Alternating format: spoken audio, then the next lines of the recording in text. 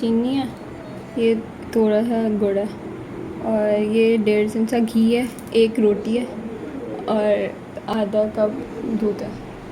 क्या बना के आ रही हूँ? ये बची हुई रोटी थी तो मैंने सोचा उसका कुछ मीठा बना लूँ।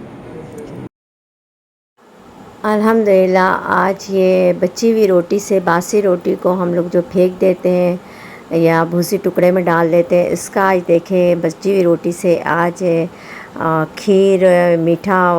मेरी बेटी का दिल चाह रहा था मीठा बनाने का, तो उसने इस बची हुई रोटी के टुकड़े टुकड़े करके इसके जो है खीर बना रही हैं और बहुत मज़ेदार रोटी से जो खीर है इसका अपना एक टेस्ट है। इस तरीके से आप लोग भी बनाएं। अल्लाह ताला आप लोगों के खानों में, आप लोगों के जायकों में बरकत अता फ़रमाए, रिज़्क़ में इजाफ़ा अता फ़रमाए, जहाँ रहें खुश रहें, हेल्दी रहें, दोनों जहानों की खुशियाँ समेटते रहें। अपना भी ख्याल रखें और अपने प्यारों का भी ख्याल रखें और इसी तरीके से अच्छे अच्छे डिशेज़, अच्छी अच्छी रेसिपीज़ बनाएं और दुआ करें कि मैं भी आप लोगों के साथ ऐसी रेसिपीज़ शेयर करती रहूं। इससे ज़्यादा से ज़्यादा अच्छी अच्छी रेसिपीज़ आप लोगों के लिए लेके आऊँ। पहले देखें इन्होंने 2 स्पून घी था वो डाला और डालने के बाद अब इसमें इनको घी कम, सॉरी दूध कम लगेगा क्योंकि रोटी थोड़ी सी गलने में टाइम लग रहा है इसको। तो ये दोबारा और दूध डाल के इसको और पकाएंगे और बिल्कुल डिलीशियस और स्वीट डिश बिल्कुल तैयार हो जाएगा बची हुई रोटी से। इस तरीके से आप लोग भी बची हुई रोटी को इस तरीके से आप लोग भी बना करके खाएं। बहुत टेस्टी, बहुत मज़ेदार बना था। और ये देखें अभी ये वो कर रही हैं क्योंकि ये मीठे की थोड़ी शौकीन है, तो इनका दिल चाह रहा था कि मैं कुछ मीठा खा लूँ या बना लूँ। तो इन्होंने देखा कि एक रोटी बची हुई है तो क्यों ना इसकी मैं खीर बना लूँ, मीठा बना लूँ। तो अल्हम्दुलिल्लाह कभी सवैयों की कभी कुछ है, ये करती रहती हैं इसी तरीके से।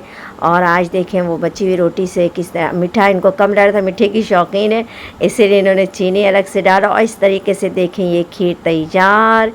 और ये इसके बाद यकीन करें इन्होंने उसी वक्त मुझे भी बहुत अच्छा लगा और मैंने कहा कि अब हम जो है ज़्यादा रोटी बचा लेंगे और तुम इस तरीके से डिश तैयार कर लेना। और वाकई में हमने 3-4 दफ़ा उसके बाद बनाया और अक्सर ये बनाती हैं बची हुई रोटी से।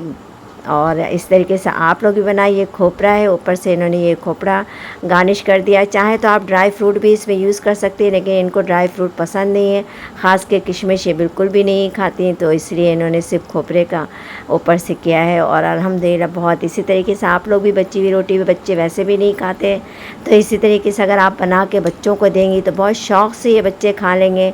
इस तरीके से वो दूध भी इनके इसमें विटामिन और बॉडी में इनके चीज़ें चली जाएंगी।